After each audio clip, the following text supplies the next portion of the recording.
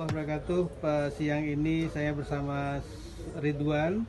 Beliau salah seorang yang kemarin itu kecelakaan cukup parah, sementara otak kirinya tidak bisa merespon tangannya.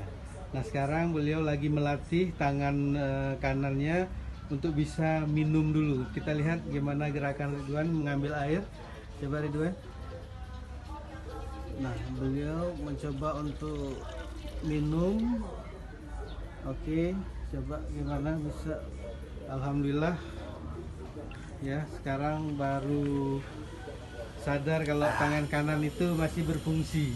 Kalau kemarin-kemarin dia nggak sadar kalau tangan kanannya itu masih berfungsi. Alhamdulillah ya. Alhamdulillah bisa. Nah, oke, itu mungkin perkembangan Ridwan hari ini. Alhamdulillah, amin.